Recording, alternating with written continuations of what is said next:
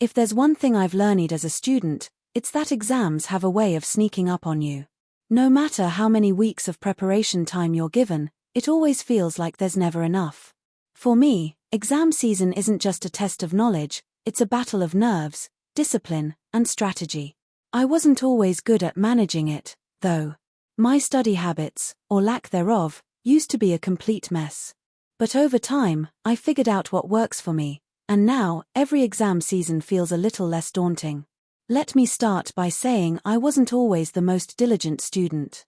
In my first year of university, I was the type who left everything to the last minute. My days before exams looked something like this: frantic nights spent cramming entire textbooks, fueled by endless cups of coffee and a growing sense of dread. I thought I was being productive, but the truth is, none of it stuck. I'd stumble into the exam room the next morning, exhausted and half asleep, struggling to recall even the simplest concepts. It didn't take long for me to realize that this approach wasn't sustainable. The turning point came after one particularly disastrous math exam. I remember sitting there, staring blankly at the questions, feeling completely unprepared despite the hours I had spent studying the night before. When the results came back, I wasn't surprised to see a barely passing grade. That day, I made a decision: I would change the way I prepared for exams, no matter how hard it seemed. The first thing I did was create a study schedule. It sounds simple, almost too simple, but it made all the difference. Instead of waiting until the last minute, I started breaking down my syllabus weeks in advance. I divided the topics into manageable chunks, assigning specific ones to each day.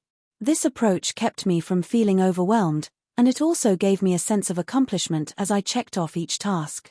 I won't lie, it took discipline to stick to the schedule at first, especially when there were more exciting things to do, but the results were worth it.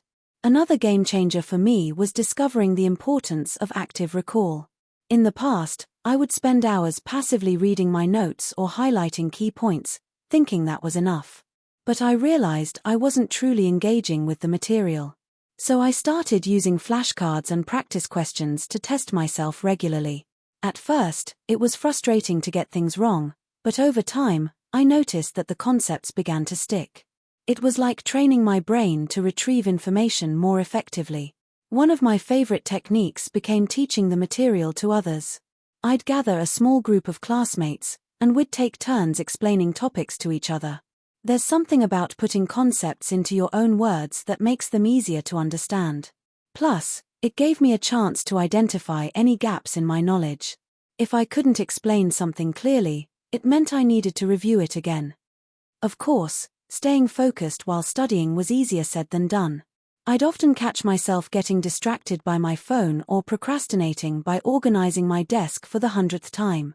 To combat this, I started using the Pomodoro technique. It's a simple method where you study for 25 minutes, take a 5-minute break, and repeat. Those short breaks kept me from burning out, and the ticking timer kept me accountable. I even downloaded an app to track my progress, which made it feel like a game. One thing I struggled with early on was juggling multiple subjects. Some exams required memorization, like history, while others were more analytical, like physics. I found that tailoring my study methods to each subject helped a lot. For memory-heavy subjects, I used mnemonic devices and mind maps to organize the information visually. For problem-solving subjects, I focused on practicing as many questions as I could. Repetition became my best friend in subjects like math. Taking care of myself physically and mentally also became a priority. During my first few exam seasons, I would pull all-nighters, surviving on instant noodles and energy drinks. But I quickly realized that my body couldn't keep up with that kind of strain. Now, I make it a point to eat balanced meals, get enough sleep, and exercise regularly. It's amazing how much more productive I feel after a morning run or a good night's rest. Speaking of rest, one thing I swear by is taking a day off before the exam. It might sound counterintuitive, but I've found that cramming the night before only makes me anxious and tired. Instead, I use that day to relax, review my notes lightly, and go to bed early. By the time I sit for the exam, I feel calm and refreshed, not frazzled and exhausted. Over time, I've also learned the value of setting realistic goals. There were times when I'd aim to study 10 chapters in a single day, only to feel discouraged when I couldn't finish. Now, I focus on quality over quantity. It's better to understand a few topics deeply than to skim through everything superficially. Another thing that helped me was finding the right environment to study. My dorm room, while comfortable, was full of distractions, roommates talking, music playing, or my bed calling out to me for a nap. I started studying in the library instead, where the quiet atmosphere helped me concentrate. On days when I needed a change of scenery, I'd head to a nearby cafe or park with my notes. I also learned to embrace the power of asking for help. In the past, I was too proud or embarrassed to admit when I didn't understand something. But I've realized that professors, classmates, and even online forums are great resources. A simple question can save hours of confusion. One of the most important lessons I've learned is to be kind to myself during exam season. It's easy to fall into the trap of comparing yourself to others, especially when someone brags about how much they've studied. But I've realized that everyone has their own pace and methods. What matters is doing your best, not being perfect. As I reflect on my journey, I can see how far I've come. Exams no longer feel like an impossible mountain to climb. They're still challenging, of course, but I face them with more confidence now.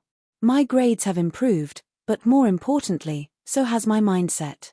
If I had to sum up my advice for anyone preparing for exams, it would be this: start early, stay consistent, and take care of yourself. Use active recall, tailor your methods to the subject, and don't be afraid to ask for help. Remember that your health is just as important as your studies, and never underestimate the power of a good night's sleep. Exams may always be stressful, but they've also taught me valuable skills, time management, discipline, and resilience, that I know will serve me well beyond the classroom. And for that, I'm grateful.